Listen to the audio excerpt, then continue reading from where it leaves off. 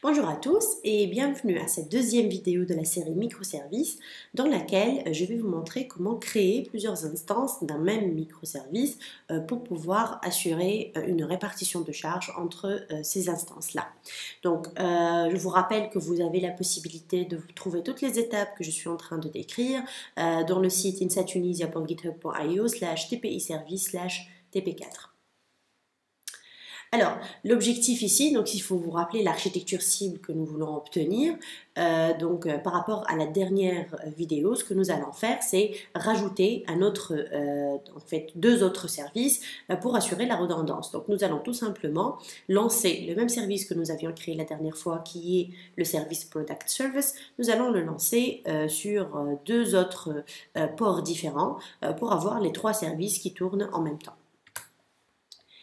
Alors, nous allons revenir donc à notre projet. Donc, je vous rappelle ici que nous avons créé un projet qui s'appelle Product Service et qui est un projet Spring qui a été créé avec Spring Boot. Et grâce à Spring Cloud, nous avons pu intégrer toutes les dépendances dont nous avions besoin pour réaliser l'ensemble de notre application en microservices.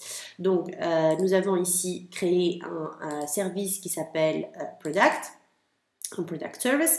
Et ce service-là, en fait, son objectif tout simplement, c'est d'afficher un ensemble de produits que nous avons définis ici. Donc, nous avons créé un dummy data dans lequel nous avons défini trois produits, Pencil, Book and Eraser, tout simplement, juste en fait pour tester comment ça fonctionne.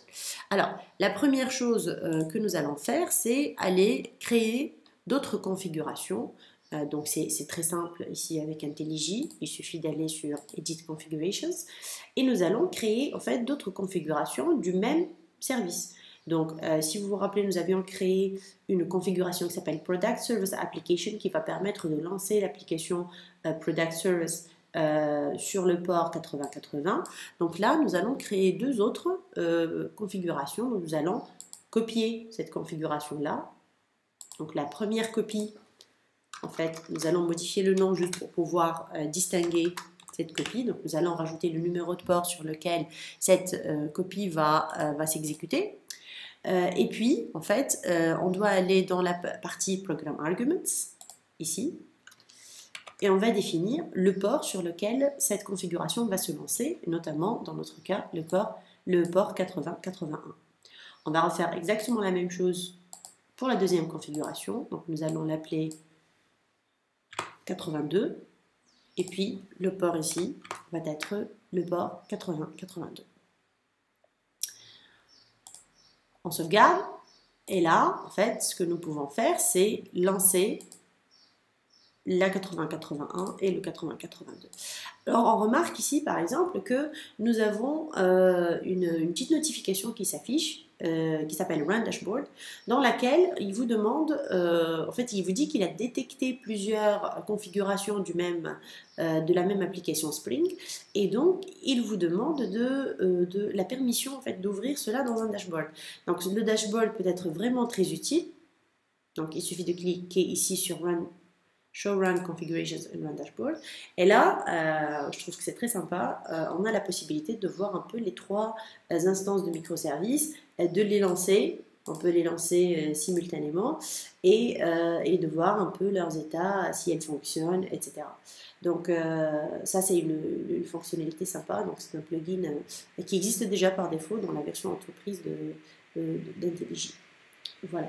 Donc, je vous rappelle en fait que, en tant qu'étudiant, vous avez la possibilité de télécharger gratuitement la version entreprise d'IntelliJ que vous pouvez utiliser. Sinon, bien sûr, tout peut fonctionner sur n'importe quelle autre IDE. Hein. Vous choisissez l'IDE qui vous convient. Par contre, bon, il va falloir adapter un peu les étapes que vous suivez. Donc, les étapes que je suis en train de définir, il va falloir les adapter à votre IDE. Alors voilà, maintenant nos trois services sont bel et bien démarrés. Ça marche, il n'y a pas de souci. Donc on peut vérifier que tout fonctionne correctement.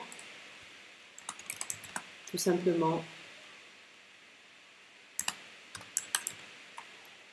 en allant sur 8080, 8081. Alors, slash products, voilà. Alors on vérifie que ça marche pour les 3 services, que les produits s'affichent bien.